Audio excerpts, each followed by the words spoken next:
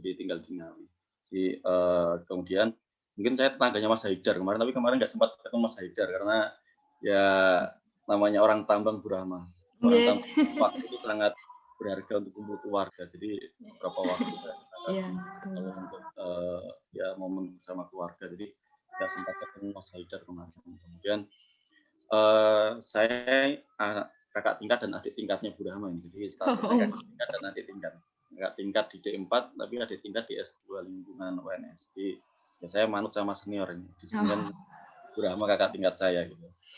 Oke, nah siang hari ini terima kasih saya diberi kesempatan untuk belajar kembali berkaitan dengan sistem manajemen lingkungan. Jadi namanya manusia tidak ada hentinya untuk belajar, apalagi berkaitan dengan lingkungan, dan K3 itu suatu ilmu yang tidak bisa berhenti ya untuk belajar, karena perkembangannya selalu ada. Kayak ISO ini dulu ISO 15. Kalau dulu ada ISO 40 OSAS 18001 kalau di K3, sekarang sudah ISO 45001. Jadi perkembangan sistemnya itu selalu ada ya. Ya tidak setiap tahun tapi selalu ada perkembangan ataupun update apalagi berkaitan dengan regulasi ya, peraturan berkaitan dengan K3 ataupun lingkungan.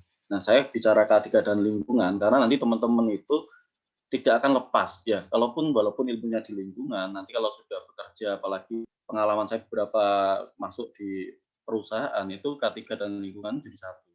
Ya, yang ngurusin K3 yang ngurusin lingkungan. Jadi mau nggak mau nantinya teman-teman ya akan mempelajari ilmu K3 ya seperti itu ya. Nah, akan lebih nilai tambah lagi kalau nanti teman-teman lulus walaupun orang background-nya lingkungan ambil ahli K3 umum, karena ahli K3 umum juga sebenarnya nggak ada syarat harus wajib lulusan orang K3 gitu, enggak, tapi semua jurusan bisa. Nah, itu sedikit gambaran ya. Kalau saat ini sih pekerjaan di lingkungan itu saya lihat banyak sekali ya, apalagi sekarang banyak perusahaan yang sudah menggaungkan tentang K3 dan lingkungan. Apalagi lingkungan itu lebih kritikal. Karena kalau K3 mungkin operasional masih bisa berjalan tanpa orang K3, tapi kalau pengelolaan lingkungan yang tidak baik,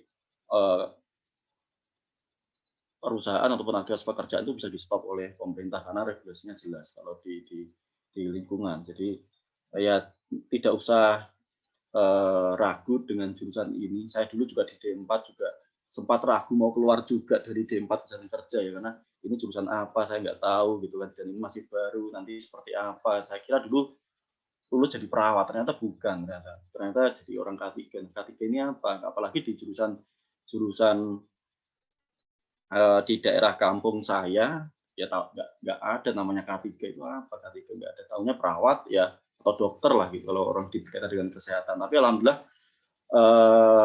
pas mau keluar saya izin ke ibu saya bilang nggak usah, kalau rezekinya bagus pasti juga akan bagus kuliah di situ.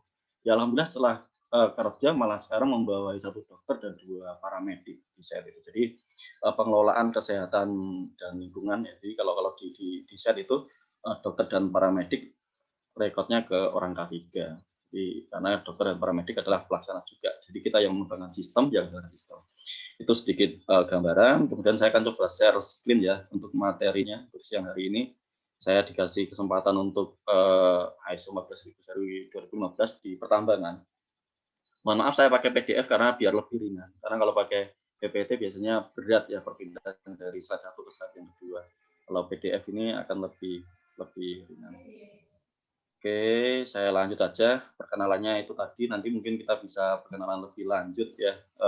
Ketika mungkin silahkan silaturahmi datang ke rumah, saya terbuka. Yang penting bisa menyesuaikan waktu ya, kayak Mas Haidar kemarin kita udah ngatur beberapa kali tapi nggak sempat ketemu karena ya itulah namanya pekerja tambang ya.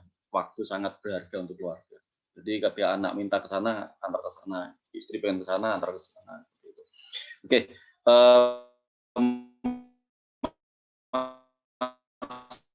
Di kegiatan pertambangan berkaitan lingkungan, sebelum masuk ke sistem manajemen lingkungannya, saya akan bicara konsep pertambangan ya. Jadi pertambangan ini nanti teman-teman siapa tahu ada yang bisa magang di pertambangan, siapa tahu.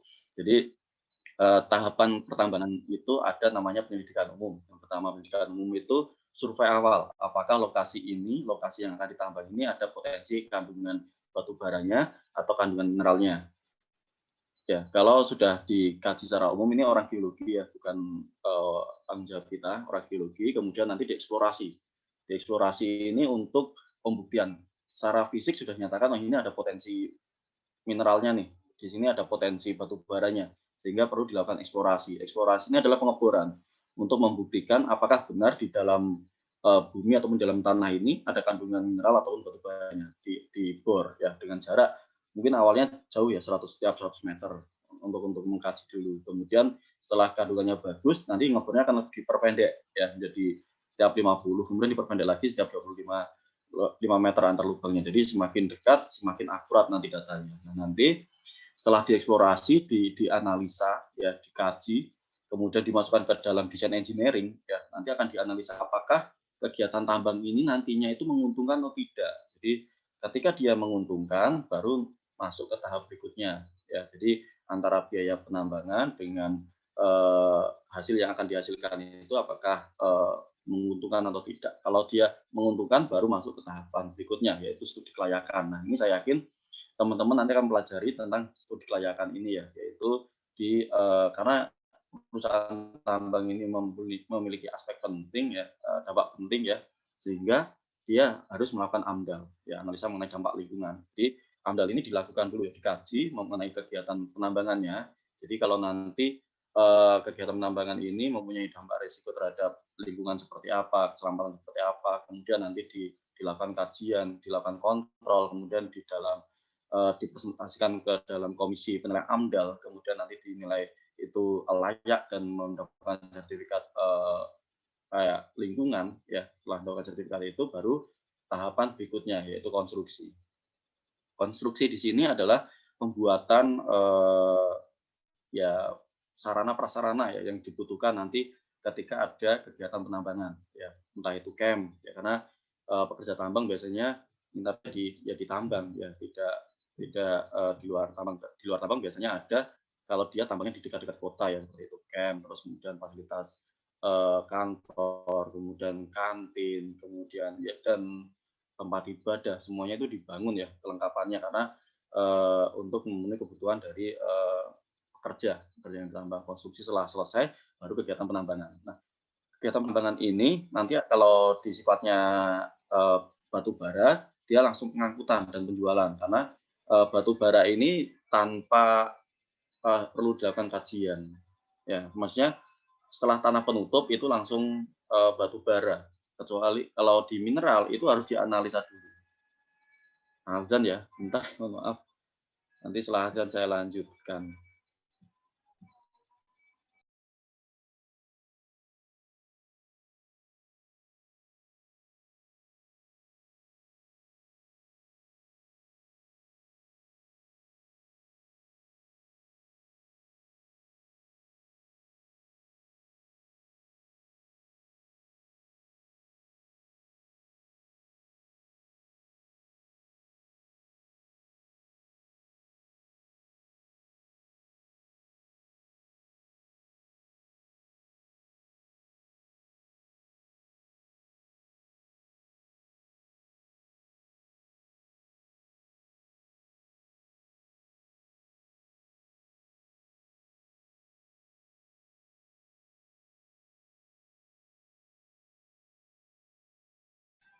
Sebentar ya, ternyata di Kalimantan tempatnya Pak Din sekarang sudah azan, jadi nunggu azan dulu baru dilanjutkan.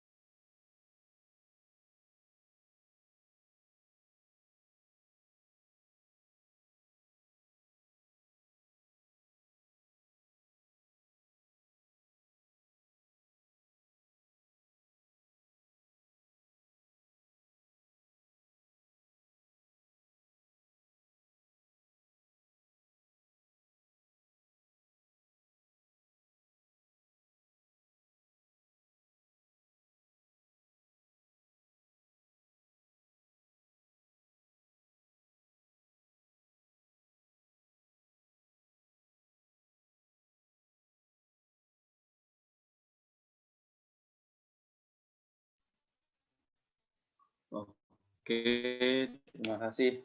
Mohon maaf menunggu ya, karena adzan dekat masjid di sini. Jadi ini saya matikan videonya nggak apa-apa ya, karena biar lancar. Iya, iya Pak. Ya, oke, kita lanjut ke tahapan berikutnya. Jadi bedanya batu bara dengan mineral itu adalah di tahapan analisanya. Kalau mineral itu butuh dikirim ke lab hasil ataupun batuannya, dianalisa apakah kandungannya ini nanti high grade, low grade ataupun medium grade gitu ya. Kalau di batu bara itu setelah tanah penutup itu akan langsung kelihatan batu bara ya warnanya hitam. Jadi ada jelas perbedaan antara batu bara dan tanah penutup. Nah, kemudian setelah selesai kegiatan baru ada kegiatan pasca tambang. Nah, pasca tambang di sini adalah kegiatan yang dilakukan setelah kegiatan tambang selesai, yaitu apa? Reklamasi. Ya, ketika reklamasi dinilai belum cukup ataupun belum diterima oleh pemerintah, maka ya perusahaan wajib melakukan penanaman sampai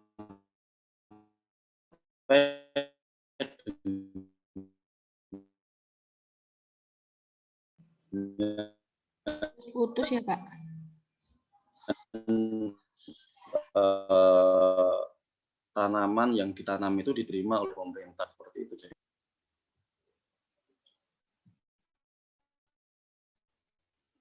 nah, Burama. Ya Pak, udah kedengar lagi.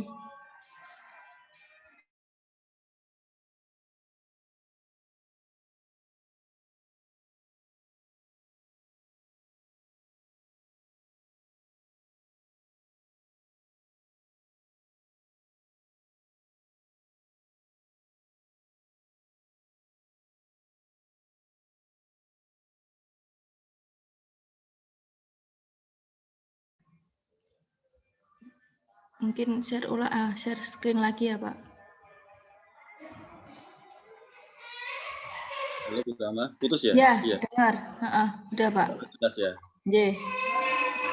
Sinyalnya enggak ini. Ini coba saya pakai tethering pakai HP, semoga sinyal Telkomselnya stabil. Oke, saya lanjut ya. Tadi jadi kegiatan pasca tambang ini merupakan juga kegiatan pertambangan. Jadi nanti di sini perusahaan punya kewajiban untuk melakukan reklamasi ya, area yang bekas ditambang itu ditataman kembali, kemudian setelah dinyatakan diterima oleh pemerintah baru perusahaan bisa lepas tanggung jawab. Ya, sebelum pemerintah menerima, maka perusahaan wajib mempunyai tanggung jawab untuk mengelola. Nah, ini saya lanjutkan lagi berkaitan dengan bisnis prosesnya. Jadi, kenapa orang lingkungan ataupun orang K3 itu wajib mengetahui setiap bisnis proses? Karena nanti setiap tahapan orang-orang lingkungan harus bisa menganalisa apa dampak terhadap lingkungan dari kegiatan yang sudah dilakukan ya. Ini sedikit gambaran saja nanti biar teman-teman tahu ya. Jadi tahapan penambangan itu ada beberapa tahapan. Yang pertama adalah land clearing. Land clearing itu adalah menghilangkan tanaman pucuk ya ataupun semua tanaman ataupun vegetasi yang ada di atas tanah itu wajib dibersihkan ya. Kemudian setelah dibersihkan maka soil ataupun tanah subur ini diambil, kemudian nanti ditampung ya, ditampung di top soil stock ya ataupun tempat penimbunan tanah pucuk ya seperti itu. Itu tujuannya adalah nanti tanah pucuk ini akan digunakan untuk reklamasi ya, reklamasi ataupun penghijauan kembali. Nah, kemudian ada kegiatan drilling ya, drilling di sini dan blasting itu adalah peledakan ya. Jadi di sini ada drilling, blasting, ada peledakan. Tentunya ketika ada peledakan akan menimbulkan efek getaran ya. Jika kegiatan ini dilakukan di dekat pemukiman, tentunya akan menimbulkan getaran ya, getaran, dan itu nanti ada baku mutu lingkungannya untuk getarannya seperti itu. Kemudian peledakan di sini tujuannya adalah untuk menggemburkan material. Jadi ketika ekskavator ataupun loader ini menggaruk tanah ini ya, itu agar gembur ya, agar gembur.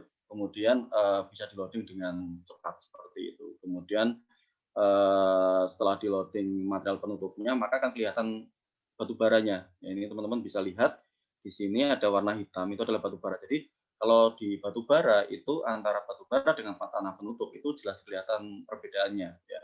Kalau batu bara jelas warna hitam ya, kemudian yang tanah penutupnya mungkin agak abu-abu dan ya jelas lah secara fisik perbedaan antara batu bara dan tanah penutup.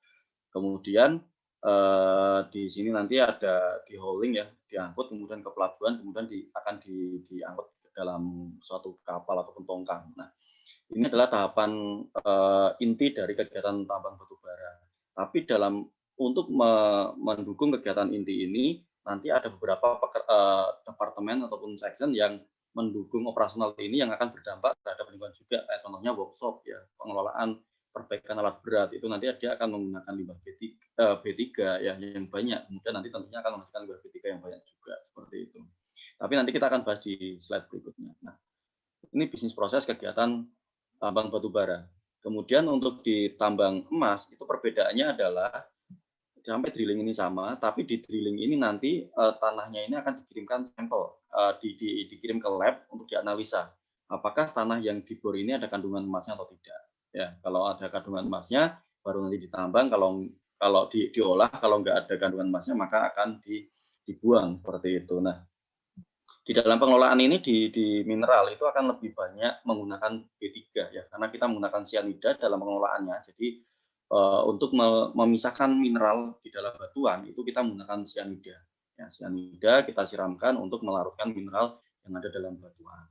Nah, ini sedikit gambaran berkaitan dengan bisnis proses di kegiatan batubara dan tambang emas. Ya memang secara tantangan itu lebih menantang di tambang mineral ya, karena kita banyak menggunakan pengelolaan B3 ya. Jadi tidak hanya di kegiatan penambangan, tapi kita juga banyak menggunakan B3. Jadi tantangan terhadap lingkungannya juga lebih banyak ya di tambang mineral. Nah, ini sedikit gambaran teman-teman. Ini profil tanah ya. Ini kita sudah mulai masuk ke aspek lingkungannya. Kalau kita lihat di sini profil tanah ya, kalau di atas teman-teman lihat itu adalah tanah pohon ataupun tanaman yang sebelum ditambang, bisa dilihat ya. Jadi sebelum ditambang itu tanamannya banyak hijau ya. Kemudian setelah ditambang ya tanamannya hilang gitu ya. Tanamannya hilang. Tentunya dari kegiatan ini akan menimbulkan dampak yang signifikan terhadap lingkungan ya. Kalau yang di bawahnya ini teman-teman bisa lihat ini adalah tanah soil ataupun tanah subur, yang di bawahnya di sini adalah tanah penutup ataupun kalau di emas dia ore, kalau di batubara dia batubara ya, tanah penutup dan batubara. Jadi akan sangat kelihatan signifikan seperti ini.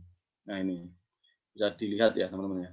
Dampak tambang, walaupun ada orang lingkungan, walaupun ada yang mengelola lingkungan namanya penambang, itu pasti akan secara tidak langsung merusak lingkungan ya, walaupun ditanamin lagi tanamannya itu tidak bisa kembali sempurna seperti hutan sebelumnya, karena kalau hutan sebelumnya heterogen dan jenisnya banyak jenis tanaman, kalau reklamasi hanya tanaman-tanaman tertentu yang bisa ditanam karena berkaitan dengan kecepatan pertumbuhan tanamannya seperti itu. Jadi ya namanya tambang ya, walaupun dikelola secara baik tetap ada dampak negatifnya karena tidak bisa pulih sedia kala seperti hutan sebelumnya seperti itu.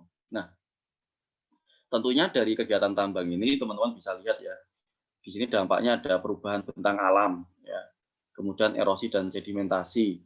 Erosi dan sedimentasi ini karena tanah ataupun tanaman penutupnya ini dihilangkan ya, sehingga ketika hujan itu tanah ya akan terbawa oleh air hujan dan melakukan sedimentasi, erosi dan sedimentasi. Kemudian terjadinya air asam tambang. Nah, ini tantangan paling banyak yang akan dihadapi oleh teman-teman lingkungan ketika bekerja di tambang itu adalah pengelolaan air asam tambang. Ya, nanti saya akan sampaikan juga. Kemudian penurunan kualitas udara jelas ya, karena pohon sudah mulai berkurang, kemudian aktivitas tambang ada, maka menghasilkan debu yang signifikan, menghasilkan asap yang dari pabrik seperti itu. Kemudian penurunan kualitas tanah ya jelas, karena air asam tambang yang terbawa oleh air kemudian meresap ke tanah itu akan menurunkan kualitas tanah. Ya, kemudian getaran peledakan yang tadi yang saya sampaikan karena aktivitas tambang ini menggunakan kegiatan drilling dan blasting, peledakan, maka akan ada getaran. Nah, kalau ini dekat dengan pemukiman, maka akan menimbulkan efek terhadap bangunan ataupun rumah yang ada di sekitar tambang seperti itu. Kemudian penurunan kualitas air permukaan dan air bawah tanah karena tadi air asam tambang akan meresap dan mencemari air baik itu air permukaan dan air bawah tanah. Kemudian perubahan fungsi lahan, ya tata guna lahan karena awalnya di hutan, kemudian namanya tambang itu pasti akan meninggalkan bekas lubang tambang, ya tidak bisa ditutup kembali, ya karena apalagi batu bara diambil materialnya, maka pasti akan ada bagian yang tersisa sehingga lubang tambang ini pasti akan ditinggalkan ada lubangnya seperti itu tidak bisa dikembalikan. Nah, fungsinya cuma dialihkan kalau di beberapa regulasi itu bisa digunakan sebagai tempat pariwisata ya seperti itu ya. Jadi digunakan untuk ternak ikan kayak gitu. Jadi memang bekas tambang itu tidak bisa dikembalikan ataupun dipulihkan ataupun ditutup total itu tidak bisa. Masih akan menyisakan lubang tambang. Kemudian perubahan pada aspek sosial, ekonomi, budaya, dan kesehatan masyarakat ya jelas ya karena dengan adanya kegiatan penambangan ini tentunya akan berdampak terhadap aspek-aspek tersebut. Nah, masuk ke dalam sistem manajemen ya ini memang saya tidak akan menjelaskan secara detail ya, tapi di dalam sistem manajemen ISO 14001 itu sebenarnya hanya memberikan gambaran bahwasanya bagaimana sih kita mengelola lingkungan tadi. Ya. Jadi kalau teman-teman lihat kan ada kegiatan penambangan, ada dampak negatif, bagaimana kita meminimalkan kerusakan terhadap lingkungan ya. Jadi dari membuat kebijakan, kemudian ada perencanaan, kemudian diimplementasikan, kemudian diperiksa apakah implementasinya sudah sesuai dengan perencanaan atau tidak, kemudian di-review. Jadi ada manajemen review, itu adalah laporan dari pimpinan puncak yang ada di set kepada pimpinan yang ada di head office, manajemen review, ya pengelolaan terhadap lingkungannya. Kemudian melakukan continuous improvement. Maksudnya di sini adalah ketika ada deviasi, ada saran, itu harus dilakukan perbaikan ya. Jadi tidak boleh tidak dilakukan perbaikan. Jadi itu tahapannya. Nah, tahapan yang paling penting ketika nanti teman-teman mengelola ISO 14001 ataupun mengelola manajemen pengelolaan lingkungan, yang paling terpenting adalah kebijakan lingkungan hidup. Nah, pengelolaan lingkungan itu membutuhkan biaya yang sangat besar. Biaya yang sangat besar. Jadi pengelolaan lingkungan kalau teman-teman namanya seorang pengusaha ya, pengennya kan untungnya banyak ya, biaya sedikit.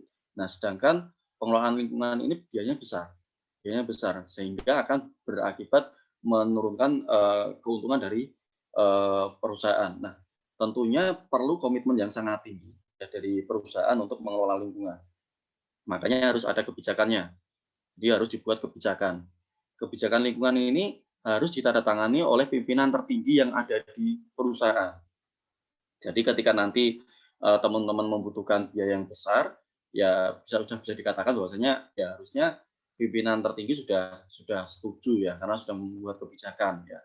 Jadi kebijakan ini sangat penting. Jadi ketika nanti teman-teman mendevelop suatu sistem ya ataupun menjalankan suatu program pengelolaan lingkungan di suatu perusahaan ya, teman-teman yang perlu buat pertama kali adalah kebijakan lingkungan hidupnya ini. Jadi ya kebijakan ini adalah suatu komitmen. Jadi ketika sudah pimpinan tertingginya saja sudah komitmen untuk mengeluarkan biaya untuk mengelola lingkungan, maka ketika biayanya besar maka tetap bisa dilakukan seperti itu. Jadi harus ada komitmen. Kayak kemarin di Jeresos itu kita pernah melakukan penanaman kembali ya dengan menggunakan mendatangkan hidrosiding. Hidrosiding itu kayak menggambarkan biji-biji tanaman begitu, tapi dengan suatu alat. Nah itu kita sewa alatnya itu 500 juta. Itu hanya untuk menanam kayak rumput-rumputan saja. Kalau perusahaan itu tidak komitmen untuk pengelolaan lingkungan, ya tentunya uang 500 juta itu akan sangat sayang untuk dikeluarkan untuk pengelolaan lingkungannya. Jadi memang butuh komitmen yang tinggi ya. Jadi kemarin kita datangkan itu. Kemudian juga pengelolaan kayak berkaitan dengan pengukuran lingkungan ya, kita menggunakan Intertek itu juga biayanya sangat besar ya, kita bisa sampai 150 sampai 200 juta untuk pengukuran di 6 bulanan sekali. Jadi memang butuh komitmen yang tinggi karena pengelolaan lingkungan ini memang membutuhkan biaya yang tinggi. Jadi kebijakan lingkungan harus dibuat ya dan ditandatangani oleh pimpinan tertinggi. Ya, jadi kayak visi misi ya terhadap lingkungan.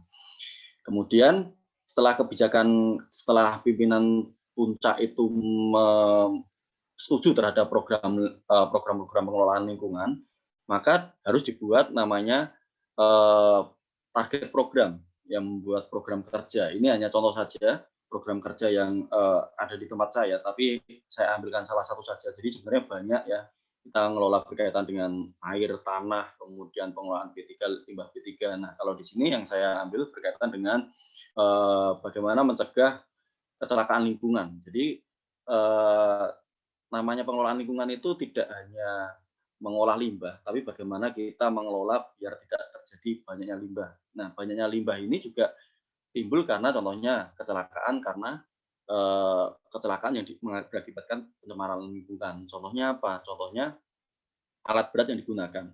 Ketika alat berat yang digunakan itu tidak di-maintain dengan baik, dirawat dengan baik, maka ketika digunakan bisa terjadi hose-nya pecah. Hose oli pecah, maka oli akan berhamburan ke tanah. Kemudian hose solar ya, karena menggunakan bahan bakar solar ketika tidak dilakukan dengan perawatan dengan baik, maka hose-nya akan pecah dan akan terjadi tumpahnya solar ke lingkungan seperti itu. Jadi jadi program lingkungan itu tidak hanya menanam terus mengolah limbah limbah cairnya, tapi kita juga ada program proaktif bagaimana ketika melakukan pekerjaan itu pekerja itu tetap berpandangan terhadap ramah lingkungan. Ya, jadi semua pekerja, jadi contohnya pekerja alat berat, ya bagaimana mengoperasikan alat berat itu yang ramah lingkungan. Yang ramah lingkungan seperti apa? Yaitu dia mengoperasikan unit dengan acuan yang benar sehingga efisiensi solarnya didapatkan. Itu juga ramah lingkungan, bagaimana kita menurunkan penggunaan solar. Jadi penggunaan yang benar, maka solar akan bisa akan ditekan penggunaannya. Kemudian mekanik, ketika melakukan perbaikan alat berat, dia harus mengelola tumpahan olinya, mengelola solarnya. Jadi tidak sembarangan. Jadi memang ini harus tertanam ya, harus tertanam di pemahaman dari pekerja. Jadi setelah kita membuat kebijakan, kita membuat program kerjanya. Setelah membuat program kerja, maka kita harus implementasikan, ya, diimplementasikan.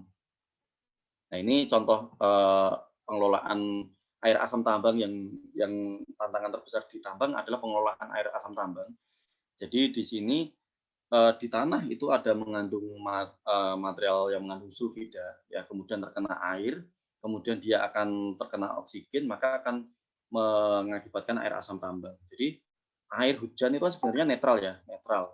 Kemudian terkena permukaan batuan, kemudian terkena oksigen, maka akan menjadi air asam. Nah, ini sifatnya sangat asam. Jadi ketika dia langsung ke lingkungan, maka tanaman, pohon-pohonan itu bisa akan langsung mati, kering. Ya, ya memang tidak langsung mati saat itu juga, tapi butuh waktu. Akhirnya tanaman akan kering dan mati. Nah, sehingga air-air yang ada di tambang ini harus dikelola, ya dikelola.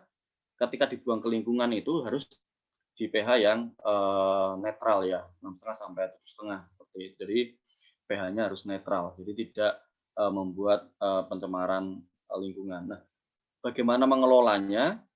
Mengelolanya sebenarnya simpel teman-teman. Karena sifatnya itu asam ya, sifatnya asam maka perlu ditambahkan kapur untuk menaikkan pH. Jadi kalau teman-teman lihat di ujung, ya ini ada namanya kita water monitoring pond. Jadi di mana kalau bahasa kerennya Bu Rahma IPAL ya, instalasi pengolahan air limbah seperti itu. Nah ini IPAL-nya ini tapi simple ya, simple. Ya, jadi karena di sini hanya air asam tambang, maka tujuannya adalah yang pertama IPAL ini tujuannya adalah menaikkan pH ya agar pH yang dibuang ke lingkungan nantinya netral. Kemudian yang kedua adalah mengendapkan endapan sedimentasi. Jadi ketika air ini dipompa ke WMP ya ataupun IPAL ini, eee, sedimen-sedimen ataupun, lumpur-lumpur yang akan terpompakan ini di kolam pertama dia akan diendapkan, ya. Jadi TSS-nya agak rendah, ya. Kemudian masuk ke kolam berikutnya baru ditambahkan kapur. Di kolam ujung, di sini harapannya sudah pH sudah netral, ya netral sehingga bisa dibuang ke lingkungan. Bisa kita lihat di sini dampaknya masih hijau. Jadi ini gambaran secara fisik tanaman yang pohon-pohon yang ada di luar itu dia tidak terkena imbas dari air yang dibuang ke lingkungan seperti itu. Jadi masih hijau ya. Jadi pengelolaannya sangat ya sebenarnya sangat simpel bagaimana kita menambahkan kapur untuk menaikkan pH ya, menaikkan pH agar air yang dibuang ke lingkungan itu nanti sifatnya netral seperti itu. Jadi ini tantangan terbesar untuk di pengelolaan air asam tambang di IPAL tentunya nanti juga ya perlu kajian khusus ya karena nanti bagaimana curah hujannya seberapa, kemudian luasan catchment ataupun luasan lokasi yang menerima air hujan, kemudian nanti yang akan mengarahkan ke IPAL. Jadi instalasi pengolahan air limbah ini juga ada hitungannya ya. Dengan prediksi curah hujan tertinggi dengan luasan segitu nanti akan dihitungkan volumenya biar didapatkan sehingga volume WMP ini mampu menampung air hujan di setiap yang jatuh di area tambang seperti itu. Jadi air yang keluar dari tambang itu wajib melalui IPAL ini. Nah, kalau dia tidak melalui instalasi pengolahan air limbah ini, maka dikategorikan bisa shortcut ya, bisa dikategorikan pencemaran lingkungan. Ini pengelolaan air asam tambang yang paling banyak. Kemudian pengelolaan B3 juga ada, teman-teman. Jadi yang saya sampaikan tadi bahwasanya untuk mendukung atau mendukung kegiatan pertambangan ini ada departemen ataupun section yang lain yang bertugas untuk maintain peralatan, melakukan perbaikan peralatan. Nah, ini dia mengajukan limbah B3 karena contohnya alat berat tentunya dia harus diganti olinya. Jadi kita ada penggantian itu setiap 250 jam, ada 500 jam, ada 1000 jam, ada 2500 jam. Itu tujuannya yang pertama adalah agar unitnya selalu ready untuk menambang. Yang kedua juga menjaga agar emisi yang keluar dari alat berat itu juga masih memenuhi baku mutu lingkungan. Jadi kita melakukan pengukuran itu emisi yang bergerak dan tidak bergerak seperti itu. Nah, berkaitan dengan pengelolaan limbah B3, ya teman-teman saya yakin mungkin apakah sudah mendapatkan atau belum materinya, yaitu limbah B3 itu kita wajib mempunyai tempat penyimpanan ya, ataupun tempat penyimpanan sementara limbah B3 ya, dan itu harus berizin ya di suatu tempat dan kita hanya diizinkan wajib menyimpan itu selama 90 hari. Jadi limbah B3 ini wajib disimpan hanya 90 hari di tempat penyimpanan sementara limbah B3. Jadi 90 hari wajib keluar. Ketika lebih dari 90 hari berarti itu pelanggaran terhadap regulasi, jadi nanti bisa kena sanksi kita. Jadi wajib maksimal 90 hari dikeluarkan. Nah, di sini kita bekerja sama dengan pihak ketiga ataupun transportir ya. Jadi kita pengumpul limbah B3. Jadi kita tidak mengolah limbah B3 sendiri. Jadi kita serahkan ke pihak ketiga, kemudian nanti pihak ketiga yang akan bekerjasama dengan pemusnah limbah B3. Jadi kita kerjasama dengan pengumpul limbah B3. Nah, limbah B3 yang dihasilkan ya dari kegiatan perbaikan peralatan ataupun di kegiatan yang lainnya kayak di mes ya lampu TL yang mengandung merkuri, kemudian kalau di lab ada kupel ataupun tempat yang mengandung timbal ya itu juga kita masukkan ke TPS limbah B3. Nah, nanti di situ akan bekerja sama dengan pengumpul tadi nanti akan dimusnahkan ya. Jadi dimusnahkan. Biayanya cukup tinggi teman-teman. Jadi ya tadi karena komitmennya sudah ada, walaupun biayanya besar tetap dilakukan. Di sini di Tarakan karena setnya itu jauh dari akses jalan dan transportasi, biaya pemusnahan limbah B3 satu drum ini bisa sampai 1.500.000. Bayangkan 1.500.000 untuk memusnahkan limbah B3 saja kita bisa sampai 100 juta per 3 bulannya. Ya, setahun berarti sudah 400 juta. Berarti memang butuh komitmen yang tinggi dari manajemen ya untuk pengelolaan limbah B3. Kalau nggak komitmen yang tinggi, ini bisa bahaya, bisa saja dibuang ke lingkungan ya. Tapi karena kita komitmen terhadap pengelolaan lingkungan, maka limbah B3 disampaikan ke tempat sementara, kemudian nanti dimusnahkan. Itu limbahnya. Kemudian pengelolaan B3.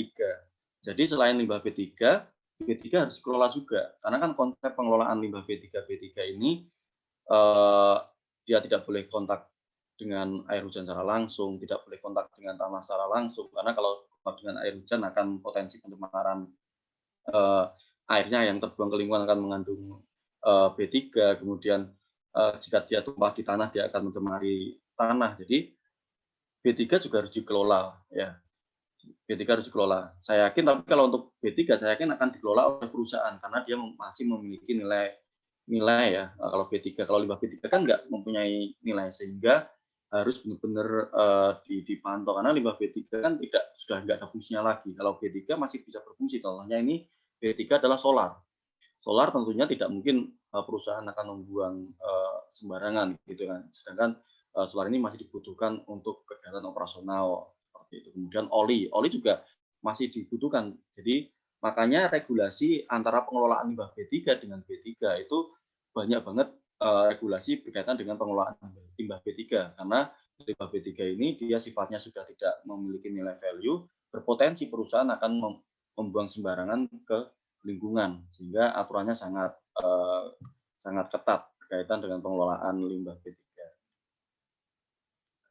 Oke, kita lanjut ya. Ini pengelolaan emisi gas buang. Jadi ini yang saya tampilkan yang kebetulan yang saya punya fotonya ya, karena saya cari di data laptop saya seperti itu. Jadi di perusahaan saya karena dia pengelolaan mineral, di situ di cerobong yang saya tunjuk ini, yang paling kanan ya, itu adalah potensi yang keluar dari sini ini adalah merkuri dan timbal ya. Karena di sini kita smelting yang di mana mineral ya, merkuri sama emas itu selalu berdekatan katanya. Ketika kita bakar dengan suhu 600 derajat Celcius, di mana merkuri itu menguap di suhu 358 derajat Celcius, maka potensi gas yang terbuang ke lingkungan itu akan mengandung merkuri. Sehingga perlu dikelola. Nah, kelolanya bagaimana? Kelolanya adalah di situ kita ada namanya menggunakan kondensor, pendingin. Jadi uap yang dikeluarkan itu akan didinginkan, kemudian mineral logam merkuri itu dia akan terendam. Jika masih ada, di situ ada namanya karbon aktif ya. Nanti di situ akan uap merkuri ini akan tertahan oleh karbon aktif, sehingga udara yang keluar ataupun gas ataupun udara yang keluar dari cerobong itu sudah tidak mengandung merkuri dan timbal lagi, seperti itu.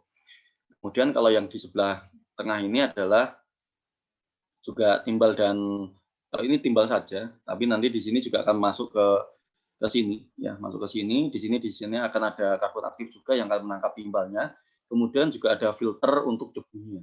Jadi di sini karena di sini adalah tempat preparasi sampel ya, ataupun tempat penyiapan sampel yang akan dianalisa sehingga dia digiling sampai halus, sehingga udara yang keluar adalah udara yang mengandung partikel debu. Nah, makanya di sini wajib disaring sehingga udara yang keluar itu tidak mengandung partikel debu lagi, seperti itu. Nah, untuk pengukuran emisi nanti kita akan lanjut di tahapan berikutnya ya. Karena waktunya mepet ya. Oke, di sini reklamasi ya. Tahapan reklamasi kita punya tahapan untuk penghijauan kembali. Ini yang saya sampaikan tadi, penanaman cover crop ini kita di awal-awal pembukaan lahan kita investasi sampai 500 juta untuk menghijaukan di dinding-dinding, di tanggul-tanggul seperti itu. Kemudian di sini kita juga menanam tanaman yang nantinya digunakan untuk mereklamasi di area yang disepakati dalam AMDAL ya. Jadi dalam reklamasi itu harus sesuai dengan kajiannya, di mana yang harus ditanami, di mana yang nggak bisa ditanamin, seperti itu. Jadi dalam reklamasi harus ngikutin sesuai dengan kajian analisa mengenai dampak lingkungannya. Nah, ini beberapa pemantauan yang dilakukan ya. Kita adalah melakukan pemantauan 3 bulanan, 6 bulanan ya di site. Nah, ini kebetulan foto-fotonya juga bukan sebagian tidak dari perusahaan saya, tapi ada beberapa dari perusahaan saya juga. Nah, ini kita ambil ukur emisi gas buangnya dari alat beratnya, kemudian kita ukur debu lingkungannya, kita ukur juga kebisingan lingkungannya. Bedanya antara K3 dengan K3 juga melakukan pengukuran. Kita melakukan pengukuran debu, kita juga melakukan pengukuran kebisingan. Tapi bedanya adalah kalau di K3 itu adalah kebisingan dan debu di area kerja. Kalau di lingkungan itu adalah di lingkungan ya, ataupun di lingkungan jadi bukan di luar di area kerja yang diukur. Jadi bukan di area kerja seperti itu. Nah, jadi kita bekerjasama dengan Intertek ya dalam analisanya, yaitu dalam pengelolaannya. Nah, dalam suatu sistem itu juga tidak hanya setelah kita punya program, kita buat program, terus kemudian kita jalankan, tidak hanya itu saja, tapi kita harus pantau juga apakah implementasinya itu berjalan dengan baik, seperti apa yang direncanakan sesuai dengan program seperti itu. Jadi kita ada namanya inspeksi, ada observasi, ada internal audit. Nah, namanya suatu sistem kan harus berkelanjutan ya. Jadi dalam suatu pekerjaan itu juga ada namanya inspeksi ya. Kita memastikan apakah pengelolaan lingkungan itu benar-benar dijalankan oleh pengawas area masing-masing. Jadi di pertambangan, enaknya pertambangan itu orang lingkungan dan orang K3 itu hanya tukang komplain. Jadi, oh ini nggak benar, ini harus dilakukan ini. Yang menjalankan apa? Yang menjalankan adalah dari pengawas area departemen masing-masing. Kalau sistem sudah jalan seperti itu. Jadi orang lingkungan datang, orang K3 datang ke area workshop, ke area ataupun tempat kerja yang lainnya, kita menemukan deviasi, kita tinggal komplain. Pak, ini nggak boleh seperti ini harus seperti ini. Jadi tujuan orang lingkungan di pertambangan itu hanya sifatnya edukasi, kemudian juga pengawasan. Jadi kita hanya melakukan pengawasan. Siapa yang melakukan? Yang melakukan adalah ya orang-orang pengawas-pengawas areanya. Ya, ketika inspeksi kita menemukan limbah B3-nya, limbah non B3 dicampur dengan limbah B3, maka kita bisa komplain, Pak, ini nggak bisa seperti ini akan meningkatkan jumlah volume limbah B3 seperti itu. Nah, jadi kita bisa cek, kita bisa pilahkan jenis limbahnya B3, non B3 dan domestik seperti itu. Ini inspeksi ya. Kemudian ada namanya observasi. Ya, observasi pekerjaan. Observasi pekerjaan di sini adalah bagaimana kalau inspeksi tadi kita fokus terhadap area kerja. Kalau observasi ini kita fokus terhadap cara kerja dari pekerjanya. Apakah pekerja ini sudah melakukan pekerjaan sesuai dengan kaidah pengelolaan lingkungan? Apakah sudah ada tempat penampung olinya ketika dia melakukan perbaikan alat? Apakah sudah ada spill kitnya jika nanti terjadi tumpahan langsung cepat ditangani? Apakah ada di situ alat skopnya ketika nanti terjadi tumpahan harus cepat diambil. Jadi tugas kita adalah memastikan itu. Ya, yang menjalankan adalah pengawas-pengawas area. Kecuali pengelolaan air limbah ya, kalau air limbah yang megang memang orang lingkungan. Jadi sistem jadi tidak hanya suatu dokumen, tapi ketika di lapangan harus benar-benar kita lakukan. Nah, ada audit. Nah, ini audit, apa bedanya antara inspeksi dengan audit? Kalau audit ini dia lebih menyeluruh, ya lebih secara keseluruhan. Dilihat secara keseluruhan, semuanya dilihat dari program kerjanya, dari inspeksinya, dari dari aspek dampaknya. Jadi kalau di lingkungan di dalam ISO 14001 itu ada namanya ASDAM, aspek dampak ya. Jadi kalau di dalam ISO 45001 ada bahaya dan risiko seperti itu. Jadi aspek ya ataupun yang bisa menyebabkan pencemaran ataupun bisa menyebabkan pencemaran lingkungan ya, aspek kemudian dampak adalah dampak yang diakibatkan dari kegiatan ataupun aspek tersebut. Nah, itu suatu sistem teman-teman. Jadi saya hanya memberikan gambaran secara sepintas. Jadi bagaimana sistem dalam ISO itu sebenarnya tidak ada menyampaikan kita punya program, terus kita harus melakukan audit apakah sesuai ada perusahaan, kemudian kita melakukan manajemen review, melakukan perbaikan. Nah, dia tidak menggambarkan bagaimana sih membuat program, yaitu urusan dari kita membuat program. Jadi bagaimana itu memang diserahkan ke perusahaan, ya bagaimana kita membuat SOP-nya, membuat standar parameternya, apa tuh pola lingkungannya. Tentunya di dalam ISO satu juga poin yang penting pemenuhan terhadap aspek legal. Jadi di dalam ISO dia hanya mengatakan harus aspek legal yang ada di negara tersebut. Di Indonesia ya berarti semua aspek legal yang ada di undang-undang yang ada di Indonesia itu harus dipenuhi oleh perusahaan. Makanya mengatakan seperti itu. Bagaimana caranya ya? Sebagai orang lingkungan nanti akan bahasanya melihat satu persatu. Yang menjadi kewajiban oleh perusahaan. Itu kita petakan nanti harus dipenuhi perusahaan. Itu saya singkat, simpel ya. Ini memberikan gambaran kepada teman-teman juga masih baru semester 2. Harus di training ya bagaimana membuat bagaimana melakukan audit. Begitu Ibu Rahma penyampaian saya, semoga ya agak lebih sedikit ya waktunya.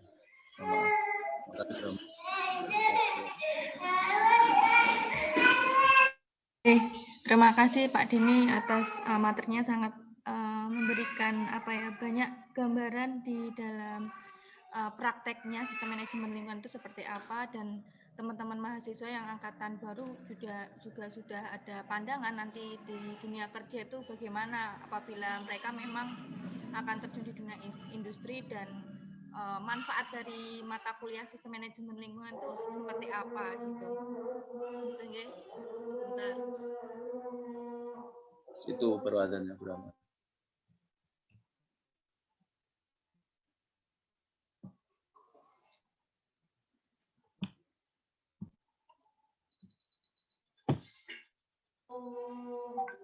Oke, saya buka 2 sesi pertanyaan. Satu sesi ada 3 pertanyaan, silahkan. Kalau ada yang mau bertanya, silahkan langsung enggak usah di-unmute. Siapa yang ingin bertanya? Izin bertanya, Bu. Oke, Gabriel. Ya, silahkan. Apakah suara saya kedengaran? Terdengar.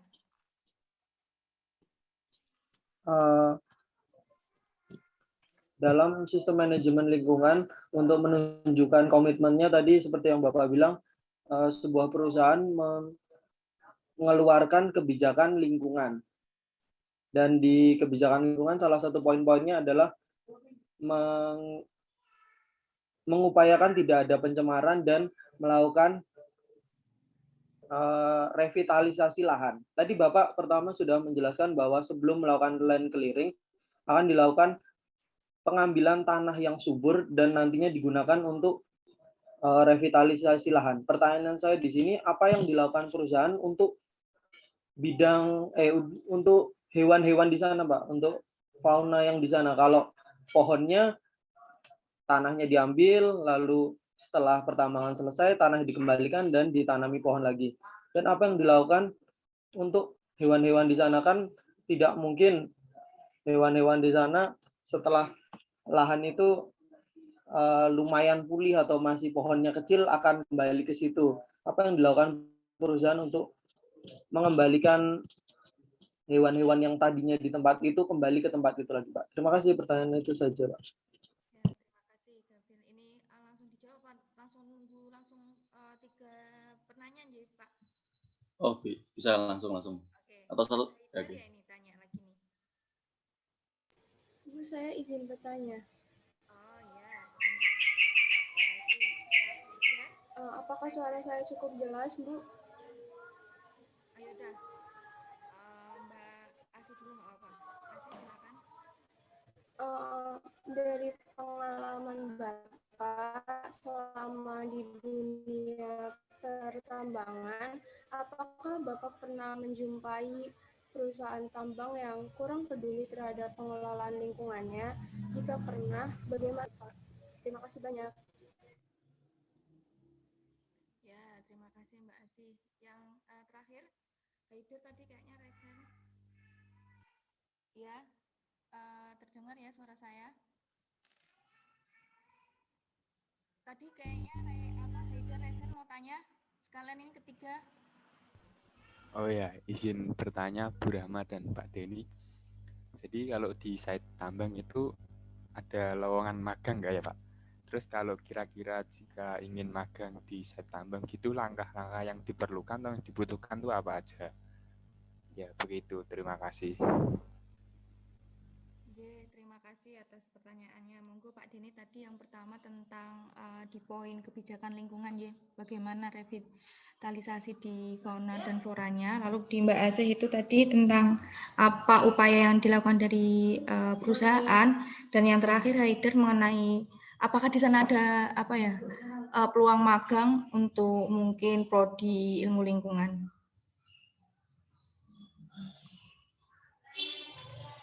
Oke, terima kasih Brahma. Ya, jawab ya. Yang pertama Mas Gabriel, ya oke, pertanyaan yang sangat bagus ya. Jadi berkaitan dengan fauna kita juga melakukan pengelolaan. Jadi yang pertama adalah kita kayak membuat suatu akses ya jalan. Jadi karena hutan yang dibuka ini kan tidak semuanya Mas Gabriel. Jadi yang pertama kita mengeluarkan peraturan bahwasanya dilarang berburu. Ya, setiap jika ditemukan karyawan yang berburu ya flora ya fauna yaitu akan kena sanksi SP3. Orang mancing itu SP3. Bahkan cuma ikan ya. Makanya di tempat saya itu mau bunuh ular itu nggak berani walaupun itu membahayakan ya. Jadi tempat kita itu ada namanya insekta yang nanti akan bertugas untuk menangkap ketika ditemukan ular. Kemudian ada beruang, kita juga nggak pernah tidak ada yang berani mengganggu beruang. Jadi kita pagarin semua camp agar beruang tidak masuk ke area camp. Jadi untuk di area satwa ini memang kita yang pertama dilarang berburu. Yang kedua kita menyediakan akses. Jadi akses di mana untuk si satwa ini bermigrasi ke hutan yang sebelahnya. Ya. Kemudian kita juga ada pemantauan satwa. Kemudian yang ketiga itu kita juga ada namanya pada saat reklamasi. Reklamasi kita juga sisipkan tanaman yang ada buah-buahannya. Itu tujuannya adalah untuk mengundang satwa itu datang kembali. Seperti itu. Jadi kita ada tanaman, ada di sana itu ada jambu mete, kemudian ada jambu-jambuan kita tanam juga. Kemudian ada tanaman rambat kita juga kasih seperti semangka itu. Itu tujuannya adalah untuk nantinya untuk memanggil kembali satwa-satwa yang yang pergi ataupun terdampak dari kegiatan penambangan. Jadi ada seperti itu. Kemudian yang paling signifikan itu dilarang berburu. Ya, itu signifikan banget. Jadi di area perusahaan saya itu banyak banget jenis burung, banyak banget satwa itu karena ya dilarang berburu di sana. Jadi untuk melestarikan satwa yang ada di sana itu dikeluarkan kebijakan itu. Nah, dulu pada saat pertama kali kegiatan penambangan satwa-satwa itu ketika melihat mobil lewat itu berlarian, tapi sekarang sudah kayak bersahabat ya, kayak burung-burung, monyet-monyet di sana itu kalau ada mobil lewat sekarang udah jarang dia langsung lari gitu, enggak, karena memang mungkin feelingnya ya karena udah nggak diapa-apain ya, sehingga di sana masih banyak sekali satwa liar Mas Gabriel. Jadi kebijakannya itu, jadi memang yang sangat signifikan yang membuat takut orang itu adalah SP3 jika ditemukan dia berburu satwa. Baik dia hanya burung aja itu yang ditangkap itu juga kenakan SP3. Kalau dulu kan yang paling banyak itu karena banyak berburu memancing itu banyak itu dulu kita pernah keluarkan PHK orang karena memancing itu juga pernah seperti itu Mas Gabriel. Itu berkaitan dengan satwa ya. Semoga menjawab Mas Gabriel. Jadi kita ada monitoringnya, kita ada membuatkan akses untuk satwanya untuk migrasi, kemudian kita ada larangan untuk berburu dan penanaman pohonnya juga kita ada tanaman buah-buahan untuk memanggil satwa itu datang lagi. Dan itu terbukti ya, tanaman-tanaman yang buah-buahan yang ditanam itu banyak dimakan oleh satwa-satwa yang ada di sana. Itu Mas Gabriel. Selanjutnya di Terima kasih, Pak. Ya, sama-sama. Selanjutnya berkaitan dengan apakah pernah menemukan perusahaan yang tidak komit terhadap pengelolaan lingkungan ya, dari Mbak Nasih ya tadi ya. Nah ini saya pernah bekerja, jadi kebetulan saya itu bekerja dari lulus 2010 itu sudah di tambang, jadi lulus kuliah itu langsung ke tambang, mungkin bareng sama suaminya Bu Rahma ya, langsung ke tambang juga. Bu Rahma dulu pernah di tambang, bahkan Bu Rahma pernah di Samarinda juga. Itu saya pernah di Kalimantan Tengah, ya Kalimantan Tengah, pernah di Kalimantan Timur, pernah di Kalimantan Selatan. Dan kebetulan saya kontraktor, ya kontraktor. Setiap owner ataupun pemilik tambang ini mempunyai kebijakan yang berbeda-beda. Ada yang sangat kencang sekali terhadap pengelolaan K3 dan lingkungannya. Ada yang ya asal tidak ketahuan oleh pemerintah. Ya ada juga yang seperti itu. Jadi kalau kita sebagai kontraktor itu kebijakannya lebih baik dibandingkan owner ya, karena owner kadang biasanya owner itu ada yang perusahaan-perusahaan yang masih berkembang sehingga anggarannya kecil seperti itu. Kalau di tempat saya dulu di Guma ya itu cukup komitmen terhadap pengelolaan K3 dan lingkungannya itu cukup tinggi. Jadi memang ada anggaran yang cukup besar untuk pengelolaan K3 dan lingkungannya. Jadi kalau di saya, di perusahaan saya dulu tetap ngikutin aturannya, karena di perusahaan saya dulu itu udah ISO, OSAS itu udah memenuhi sertifikasi itu, sehingga pengelolaan lingkungannya cukup bagus. Nah, kalau melihat perusahaan yang seperti itu, bagaimana kalau di saya, ya kalau di kita sebagai kontraktor itu nggak berani komplain ya, karena itu kan owner yang mengerjakan kita, jadi kita ya hanya diam. Tapi kalau berkaitan dengan menemukan pengelolaan yang tidak baik di perusahaan saya pasti langsung komplain, ya langsung menyampaikan ke atasannya, langsung ke manajernya, bagaimana ketika ditemukan ada mekanik yang melakukan perbaikan yang tidak memperhatikan ceceran solar, ceceran oli, maka saya langsung sampaikan. Dan di perusahaan saya itu dulu di Buma itu membuang limbah secara sengaja itu sanksinya juga SP3. Jadi sanksinya tinggi. Jadi kalau melihat apakah ada perusahaan, ada, jujur ada. Makanya beberapa perusahaan tambang itu yang apalagi yang perusahaan tambang yang miliknya Pak Haji. Kalau teman-teman nanti udah di tambang, ada tuh perusahaan-perusahaan yang miliknya perorangan. Nah, itu apalagi perorangan itu tanpa memperhatikan pengelolaan lingkungan sama sekali. Ya. Jadi ada. Tapi kalau untuk perusahaan-perusahaan skala besar yang dia sudah memiliki izin usaha pertambangan, pasti dia akan mengelola lingkungan dengan baik karena dia diawasin oleh pemerintah. Setahun sekali dia akan ditinjau. Ya. Ketika ditemukan bisa jadi kena sanksi. Sanksinya apa? Sanksinya bisa diberhentikan dulu kegiatan penambangan, sanksi administrasinya. Kemudian nanti kalau tidak diperbaiki maka bisa dicabut izin penambangannya. Seperti itu. Jadi ya banyak, ada beberapa perusahaan yang tidak komit terhadap pengelolaan lingkungan. Mungkin kalau teman-teman berkeliling lah, nggak usah jauh-jauh di tambang, mungkin pengelolaan pabrik di tekstil di area Solo, mungkin teman-teman akan bisa melihat ada perusahaan yang tidak komit, ada yang perusahaan yang itu komit seperti ke komitmen dari perusahaan, karena masih banyak yang melihat investasi terhadap lingkungan itu suatu pengeluaran, pemborosan gitu. Sedangkan bahkan sebenarnya investasi terhadap lingkungan itu sebenarnya investasi yang sangat bagus ya, karena meminimalkan perusahaan itu untuk tidak ditutup karena efek pelanggaran terhadap lingkungan. Dan sanksinya banyak, pernah kejadian sampai level CM itu dipenjarakan ya. Level KTT itu dipenjarakan karena efek tidak pengelolaan terhadap lingkungan seperti itu. Kemudian ya itu. Yang ketiga, apakah bisa magang? Di tempat saya itu kemarin yang sering magang di lingkungan itu adalah anak SMK itu sering magang, terus anak-anak lingkungan dari IPB pernah magang. Nah, tapi kebetulan di perusahaan saya ini di tahun ini sudah tutup ya, buka set lagi di Sulawesi Utara, itu di Gorontalo, sama ada 2 set yang dibuka di Dop sama di Pani seperti itu.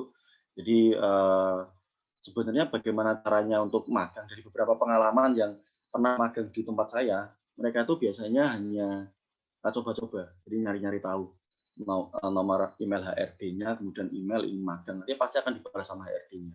Kalau bisa magang pasti akan ada jawabannya. Ya, memang paling enak adalah jika ada yang membawa, itu paling enak. Ya, kita ada kenalan, kemudian kita direkomendasikan, itu paling enak ya untuk bisa magang di suatu perusahaan ya seperti itu. Jadi saya kemarin memang karena program saya itu karena lulusan UNS ya, banyak sekali juga yang magang dari UNS itu magang di tempat saya, bahkan sampai dari tahun 2013 sampai 2020 kemarin itu selalu ada dari UNS itu magang di tempat saya untuk yang K3 ya, karena memang waktu itu belum ada yang lingkungan memang masih baru ya Bu Rahma ya, jadi memang banyak orang K3 yang magang. Nah, di setiap perusahaan itu biasanya dibatasin orang magang, jadi setahun contohnya ada kuotanya 10. Nah, itu diambil untuk semua departemen. Jadi yang magang itu kan nggak cuma orang K3 dan lingkungan, tapi ada orang geologi, ada orang produksi, itu juga butuh magang juga. Jadi ada batasannya. Nah, itu biasanya ya teman-teman bisa cari-cari nanti ya saya yakin sekarang media untuk nyari-nyari email HRD itu juga sudah gampang ya, kita cari di LinkedIn ataupun yang penting kita bersikeras uji ya, jangan pernah nyerah, intinya coba-coba terus semua HRD di emailin, nanti kalau siapa tahu ada balasan untuk bisa magang ya alhamdulillah kan gitu. Jadi jangan sampai bertumbuh pada satu perusahaan gitu. Jadi semuanya dicoba tapi semua perusahaan punya anggaran, apalagi perusahaan tambang itu punya anggaran untuk anak magang, ada. Itu ada potensi buat magang ya di sana ya Pak. Nanti silakan cari-carilah buat yang semester memang. Kalau di ilmu lingkungan mungkin magangnya tidak seperti yang di K3 gitu Pak. Mungkin di tahun-tahun bulan-bulan yang di semester 7, kalau di K3 kan semester 8. Nah, ini di semester 7, jadi tidak masuk dalam program yang skripsi seperti itu. Terima kasih Pak Denny, mungkin dibuka sesi kedua, 3 penanya, karena ini sudah jam 12 ya. Ibu izin bertanya, Bu. Oke, Ingrid, silakan. Ibu izin bertanya, apakah kalau di TPS itu kan tempat penampungan limbah-limbah B3 ya Pak? Nah, kalau tadi Bapak sempat bilang kalau limbah B3 itu yang ada di TPS, limbah-limbah yang udah nggak bisa digunain lagi atau nggak bisa dimanfaatkan lagi. Nah, saya pernah baca kalau limbah B3 sebenarnya masih bisa dikelola buat dipakai lagi kan, misalnya buat bahan konstruksi. Nah, itu limbah yang sudah sampai ke TPS atau yang masih tahap pemfilteran? Terima kasih, Pak. Ya, terima kasih. Selanjutnya, 2 penanya. Izin bertanya, Bu. Oke, Dinda. Pak, kan kalau gini, Pak, selama penambangan PT Sago Prima Pratama ini, pernah nggak sih Pak terjadi kesalahan teknis nih yang mengakibatkan kerusakan lingkungan yang besar gitu Pak? Nah, apabila pernah, terus tindakan perusahaan ini tuh buat menanggulanginya bagaimana Pak? Terima kasih. Ya, terima kasih. Yang terakhir.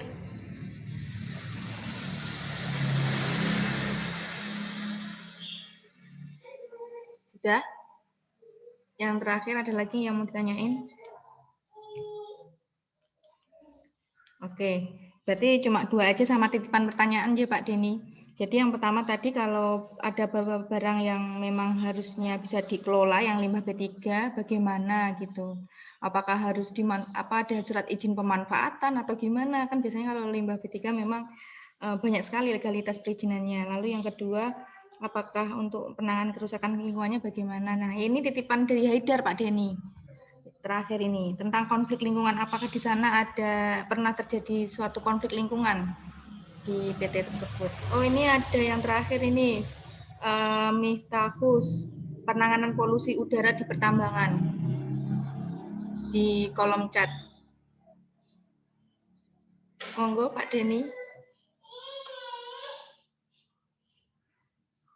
Oke, terima kasih Bu Rahma. Yang pertama tadi berkaitan dengan penanganan limbah B3. Benar sekali sebenarnya kalau reuse untuk limbah, tapi untuk limbah. Jadi jangan, kalau limbah B3 itu peraturannya signifikan, Mbak Ingrid. Jadi tidak boleh sembarangan. Kita mau menggunakan drum bekas penggunaan limbah B3 yang mau digunakan kita gunakan untuk CSR saja kita takut karena memang izin kita tidak memiliki izin untuk pemanfaatan limbah B3 ataupun pengelolaan limbah B3. Jadi kalau di pengelolaan limbah B3 itu ada penghasil limbah B3, kemudian nanti pengumpul, kemudian ada izin pengolah limbah B3. Jadi ada izinnya masing-masing. Nah, ya seperti yang saya sampaikan di awal tadi bahwasanya untuk regulasi berkaitan dengan limbah B3 itu sangat ketat sekali di Indonesia. Kalau B3 itu masih punya nilai tambah ya, ataupun bahan yang masih mau dipakai, dia pasti perusahaan nggak akan buang sembarangan. Tapi kalau limbah B3 itu dia hanya sifatnya yang namanya limbah ya, dia tidak punya nilai tambah, bisa jadi dibuang sembarangan. Makanya regulasinya sangat ketat. Nah, di regulasi ini untuk memanfaatkan limbah B3 menjadi digunakan untuk suatu bahan ataupun bahan baku ya seperti itu harus ada izinnya tersendiri. Nah, itu adalah pengolah ataupun pemanfaat limbah B3 itu ada izinnya. Nah, kebetulan di perusahaan saya itu perusahaan yang penghasil limbah B3. Dia tidak memiliki izin untuk transportir limbah B3, tidak memiliki izin untuk memusnahkan limbah B3, tidak memiliki izin untuk pemanfaatan limbah B3. Jadi hanya penghasil limbah B3 saja, makanya ada tempat penampungan sementara untuk limbah B3-nya. Itu Mbak Ingrid. Jadi regulasinya untuk limbah B3 sangat ketat. Jadi kita juga ya nggak berani kalau memanfaatkan limbah B3 untuk itu. Kecuali limbah non B3 ya, contohnya kita memanfaatkan liner bekas mau digunakan untuk yang sifatnya bukan B3, digunakan untuk sebagai bahan yang lainnya. Intinya yang sifatnya bukan limbah B3 itu kita bisa manfaatkan. Tapi kalau limbah B3 harus ada izin khusus untuk sebagai pemanfaat limbah B3. Seperti itu, Mbak Ingrid. Maaf Pak. Ya. Berarti kalau perusahaan Bapak hanya sebagai penghasil limbah B3, berarti Bapak menyerahkan ke badan pengelola lagi ya? Iya, betul. Jadi saya bekerjasama dengan pengumpul limbah B3, jadi Sinar Wahyu sebagai pengumpulnya. Nanti Sinar Wahyu ini yang akan bekerjasama dengan pemanfaat limbah B3. Seperti itu. Jadi kita hanya memang penghasil saja, Mbak Ingrid. Nggak punya izin untuk memanfaatkan limbah B3. Baik Pak, terima kasih. Sama-sama. Ada lagi Bu Rahma yang kedua tadi tentang kerusakan lingkungan gitu ya tadi itu. Jika terjadi kegagalan ya, kegagalan teknis kemudian berakibat terhadap kerusakan lingkungan, ini di setiap perusahaan itu ada namanya punya tanggap darurat. Jadi punya SOP tanggap darurat. Jika terjadi kegagalan, namanya kegagalan itu kan tidak terprediksi, kecelakaan itu tidak diprediksikan, tapi kita punya prosedurnya. Bagaimana jika terjadi kegagalan pengelolaan lingkungan itu apa yang harus kita lakukan? Pernah kejadian itu adalah sianida. Ya, sianida itu kebetulan ada pipa yang pecah yang berada di pit itu sehingga airnya itu keluar dari liner, ya liner yang yang tahan air sehingga dia masuk ke paritan yang ada di samping pit ya tempat menampung liner dan ada sianida. Yang kita kelola karena di tanggap darurat itu kita ada prosedurnya, itu adalah menampung ya ataupun menutup kemudian nanti dipompa lagi masukkan ke hibrid lagi ataupun kolam sianida. Itu pernah kejadian. Nah, bekasnya nanti tanahnya dikeruk kemudian dimasukkan ke TPS limbah B3 seperti itu. Jadi ada pengelolaannya gitu. Jadi kita memang pernah kejadian tumpah solar gitu. Tumpah solar juga ini sama. Prosedur pengelolaan B3 itu adalah ditampung, dibendung agar limbah B3 itu tidak menyebar kemana-mana. Kemudian kita ambil cairannya ataupun limbah B3-nya, kemudian tanahnya kita keruk. Nah, tanahnya ini kita masukkan ke TPS limbah B3. Nanti akan dimusnahkan ataupun dikelola ya, ataupun bioremediasi di pengelola limbah B3-nya seperti itu. Jadi pernah kejadian. Nah, setiap perusahaan pasti punya tanggap darurat untuk jika terjadi kecelakaan terhadap lingkungan. Ya. Sudah darurat. Terima kasih Pak Denny. Karena memang kalau SOP tanggap darurat itu termasuk dalam satu elemen di ISO itu, ada di elemen terakhir ada untuk tanggap darurat. Memang tadi saya tidak sampaikan karena saya hanya menyampaikan bagaimana ya di bagaimana kita membuat kebijakan, planning, kita jalankan, kita periksa seperti itu. Ya. Selanjutnya di konflik lingkungan, apakah selama ini di PT tersebut Sago pertama gitu, apakah selama ini ada konflik lingkungan dengan warga ya maksudnya ya? Ya. Sama ya. Jadi kalau konflik lingkungan di perusahaan saya itu adalah berkaitan dengan pembebasan lahan. Tapi kalau berkaitan dengan pencemaran lingkungan yang sehingga berdampak terhadap warga itu tidak pernah. Jadi yang konflik itu hanya kebanyakan ya ini nggak cuma di Sago tapi hampir semua perusahaan tambang akan merasakan seperti itu. Jadi satu tanah itu bisa mengklaim banyak orang. Jadi contohnya wah ini nenek moyang saya ini yang punya ini. Padahal itu udah dibebaskan dulu atas nama si A yang bayar, tapi keluarganya si A ini, si B ini belum pernah mendapat pembagian sehingga dia juga nuntut. Nah itu kebanyakan konflik lingkungan kalau berkaitan dengan dampak lingkungannya itu tidak pernah, tapi kalau berkaitan dengan pembebasan lahan itu pernah. Tapi kalau di perusahaan saya sebelumnya di Bima itu saya pernah mengalami kejadian yang tidak baik, yaitu di genset saya itu karena dekat sungai ya, kemudian hose solarnya itu pecah. Nah, oil trapnya itu yang menampung jika terjadi ceceran itu tidak mampu menampung sehingga solarnya itu masuk ke sungai. Nah itu sepanjang sungai itu yang tercemari oleh solar itu perusahaan membayar warga itu untuk biaya pembersihan solarnya. Jadi ya habis banyak banget untuk penanggulangan itu ya. Jadi kalau tapi ya terdam biasanya kalau terdam berkaitan dengan pembayaran ya. Pada prinsipnya kalau pengelolaannya sebenarnya kita sudah ada, ya kita buatkan oil trap, tapi karena kecelakaannya itu pecahnya hose-nya itu di malam hari, dan yang saya nggak lihat karena itu banyak banget ya. Jadi oil trapnya itu penuh dengan solar, tapi ya masih ada sebagian tumpah. Nah, bagian tumpah ini ada warga yang komplain ya, kita tengahi dengan dengan kita biasanya kerjasama dengan kayak ormas-ormas ya, organisasi masyarakat yang ada di situ untuk apa namanya untuk mendamaikan ya berkaitan dengan dampak lingkungan. Itu sih yang pernah dialami, tapi yang sampai signifikan banget nggak pernah. Biasanya yang signifikan hanya pembebasan lahan itu, minta uang untuk lahan itu yang kebanyakan di setiap perusahaan. Minta uang, minta pekerjaan, orang lokal minta pekerjaan itu sering itu konflik terhadap itu. Tapi kalau terhadap dampak dari lingkungan tidak pernah. Terima kasih Pak Dini. Jadi memang jarang sekali kalau konflik dengan masyarakat lebih yang berhubungan dengan lingkungan, tapi lebih ke topiknya adalah di sosialnya.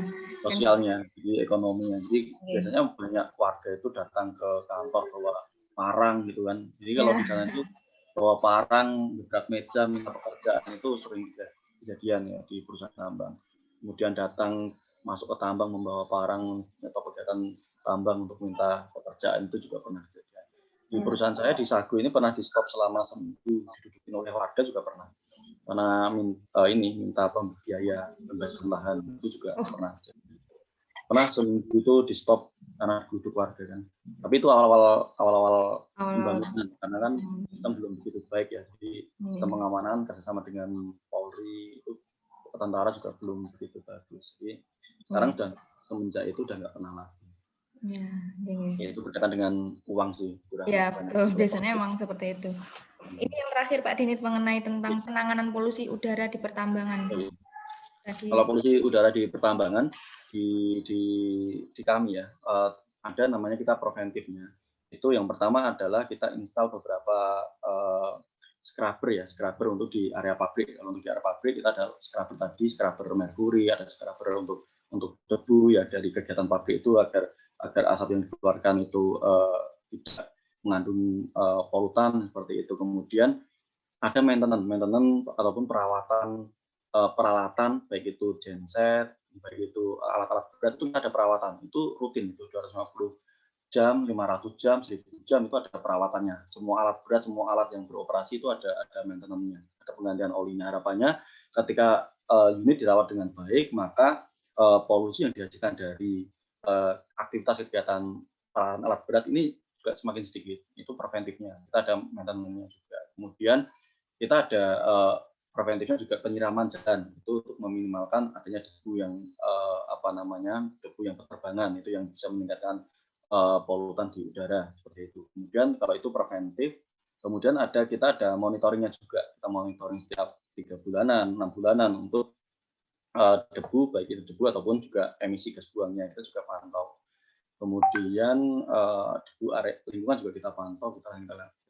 Jadi ya kalau berkaitan dengan debu, kalau kegiatan pertambangan itu dari kegiatan pitnya, tambangnya itu hampir minim ya, kebanyakan di tambang itu karena debu aktivitas alat berat sehingga menghasilkan debu. Nah, itu kontrolnya adalah penyiraman menggunakan water truck ya. Jadi water truck itu selalu ada itu keliling untuk menyirami jalan biar debunya tidak terbangan. Kemudian yang kedua ya tadi maintenance alat berat tadi, karena yang beroperasi di tambang ini kan banyak kan alat berat. Alat berat ini menghasilkan emisi. Nah, ini yang di maintenance, dilakukan perawatan alat berat agar kondisi engine-nya selalu bagus sehingga emisi yang keluar itu tidak banyak gitu. Kan kalau teman-teman bisa lihat kalau unit-unit di jalan raya, kalau unitnya tidak terawat, sudah tua, itu pasti emisinya akan sangat tebal seperti itu. Nah, itu ada perawatannya kalau di tambang, dan itu semuanya jalan ya. Kemudian kalau di pabriknya itu tadi ada cerobongnya, kemudian ada scrubbernya untuk menangkap polutan yang keluar, ada scrubber untuk merkuri, ada scrubber untuk timbal, kemudian ada scrubber untuk debu, itu lengkap lah kalau untuk di pengelolaan lingkungannya. Kemudian yang terakhir ya untuk menurunkan pencemaran ya menanam pohon itu tadi, menanam pohon untuk menekan pencemaran lingkungan. Tapi alhamdulillah selama pemantauan hasilnya selalu bagus ya. Jadi kalau memang kita ada pemantauan internal, ada eksternal. Kalau internal itu kita setiap kali kita lakukan pemantauan sendiri, kita ukur merkurinya sendiri, kita ada alatnya. Tapi kalau eksternal kita menggunakan pihak ketiga. Nah, kalau di internal ini sudah ketangkap ada penyimpangan, maka kita harus sudah melakukan perbaikan. Apa sih penyebabnya gitu ya. Kemudian kita perbaiki pas waktu di pengukuran di triwulan ataupun 6 bulanan itu sudah bagus. Jadi memang ya itu banyak programnya Bu Rahma untuk pengelolaan pencemaran lingkungan berkaitan dengan udara. Ya, terima kasih Pak Denny atas jawabannya. Jadi tadi kan udah dari materi yang dipaparkan, dari pertanyaannya gitu ya, bisa kita simpulkan bahwa memang di dalam industri tambang, terutama di perusahaannya Pak Denny ya, PT Sago Pratama yang merupakan anak perusahaan J-Resource, itu memang dalam penerapan sistem manajemen lingkungan itu mulai diidentifikasi atau dilakukan sistem PDCA, Plan Do Check Action, itu mulai dari seluruh proses produksinya. Jadi seluruh sistematis proses produksinya semuanya itu akan dilakukan identifikasi, sehingga di situ bisa dilihat dari komitmen pimpinan atau manajemen puncak mengenai kebijakan lingkungannya. Lalu tadi ada PPT mengenai di klausul 61 ada beberapa program. Nah, program-program tersebut kan bisa didapatkan dari beberapa identifikasi aspek, sehingga dampak yang dihasilkan dari aspek tersebut dilakukan dalam sebuah program kerja kan seperti itu. Jadi nanti adik-adik mahasiswa bisa menyimpulkan dari kuliah tamu ini dalam mata kuliah sistem manajemen lingkungan ini dapat dipraktekkan atau memang seringkali digunakan dalam dunia industri kalau memang kalian nanti akan terjun di dunia industri, apalagi di industri pertambangan seperti itu. Tadi ada juga tentang standar proses darurat, itu juga merupakan suatu implementasi di klausul 6 juga di bagian perencanaan. Jadi sebenarnya sistem manajemen lingkungan itu sangat kompleks sekali, sangat banyak yang harus dipelajari. Dengan hanya 2 SKS, berapa pertemuan itu juga sebenarnya nggak cukup. Kalau hanya teori kan anak-anak itu kebanyakan ngantuk Pak Denny, karena memang yang diajarin memang sistem manajemennya. Tapi yang saya harapkan adalah dengan adanya kuliah tamu ini, adik-adik mahasiswa itu mempunyai gambaran bagaimana penerapan dari sistem manajemen lingkungan ini, terutama pada ISO 14001 versi 2015. Begitu Pak Denny, terima kasih atas kesediaan waktunya untuk memberikan ilmunya yang berharga buat adik-adik mahasiswa, terutama juga buat saya secara praktisi. Mungkin secara ilmu saya kurang banyak mengetahui di bagian praktisi, semoga ini menjadi pelengkap saya pada adik-adik mahasiswa angkatan 2020 dan beberapa angkatan 2018. Apalagi ya intinya saya sangat banyak terima kasih dengan Pak Denny ini ya, karena sudah meluangkan waktunya buat kami, buat Prodi Ilmu Lingkungan, dan semoga nanti kedepannya Pak Denny cepat lulus di S2-nya, karena udah tesis ya Pak.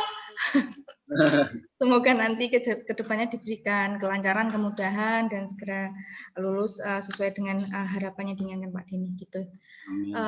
Saya tutup ya untuk perkuliahan hari ini. Mungkin Pak Dini ada saran masukan buat adik-adik mahasiswa semester 2 bagaimana untuk kedepannya, sepatah dua kata. Baik, terima kasih. Pesan-pesan saya ada untuk teman-teman mahasiswa ya. Jadi jangan pernah menyerah ya. Jadi pada prinsipnya ilmu lingkungan ini prospeknya sangat bagus ya. Sekarang di semua perusahaan ya, semua perusahaan itu digaungkan untuk pengelolaan lingkungan. Semakin bertambahnya tahun, pengelolaan lingkungan itu akan semakin kencang seperti itu ya. Karena bumi sudah semakin rusak, maka pengelolaan lingkungan harus semakin bagus untuk meminimalkan itu. Jadi ya optimis saja, ya optimis nanti. Untuk berkaitan dengan sistem manajemen ini memang tidak bisa hanya dipelajari dalam kuliah ya, paling enggak kuliah itu hanya bisa memberikan pengenalan bahwasanya kita dalam pengelolaan lingkungan itu ada sistem namanya ISO 14001. Nah, bagaimana mendalaminya itu butuh praktek ya. Karena saya dulu juga setahun 2 tahun lulus dari kuliah itu walaupun sudah bekerja belum bisa begitu memahami alurnya seperti itu ya. Tapi dalam menjalankan sistem manajemen ini memang butuh butuh waktu dan harus terjun langsung, karena kalau hanya belajar teori itu akan berat. Nah, nanti pas waktu di lapangan, pas waktu nanti teman-teman magang, nah inilah kesempatan ya teman-teman semuanya untuk menggali bagaimana sih sistem manajemen lingkungannya di suatu perusahaan ya, seperti itu ya. Nggak harus pakai ISO pun juga nggak apa-apa, yang penting bagaimana mempelajari sistem manajemen lingkungan yang dijalankan di suatu perusahaan. Itu pesan saya, optimis ya, prospek lingkungan saya optimis sangat bagus, kedepannya sangat bagus. Jadi hampir sekarang K3 sudah mulai merambah ke semua perusahaan nih, semua perusahaan sudah mewajibkan untuk K3. Nah, lingkungan juga akan seperti itu. Saya yakin lingkungan lebih kencang lagi karena aturannya lebih kuat kalau di lingkungan seperti itu. Regulasinya lebih kuat. Ya. Itu Bu Rahma. Ya, jika ada kesalahan saya minta maaf karena saya juga masih belajar ya. Masih belajar untuk berkaitan dengan sistem ini, implementasi ini. Dan nanti kalau ada saran-saran bisa disampaikan ya ke Bu Rahma, disampaikan saya, jadi biar menjadi perbaikan bagi saya. Ya, terima kasih Pak Dini atas kesempatan. Terima kasih. Terima kasih adik-adik mahasiswa angkatan 2020. Sesi kuliah tamu hari ini diakhiri. Mohon maaf apabila ada kesalahan dan semoga bermanfaat ilmu ini buat kalian ke depannya dan menjadi amal jariah buat Pak Dini ke depannya apabila nanti akan diterapkan. Terima kasih. Wassalamualaikum warahmatullahi wabarakatuh. Waalaikumsalam. Terima kasih Bu Rahma. Terima kasih Bu Rahma. Saya akhiri ya. Nggih, matur nuwun Pak Deni. Terima kasih ya semuanya. Terima kasih Bu Rahma. Terima kasih Bu. Terima kasih Bu. Terima kasih Bu. Ya, sama-sama.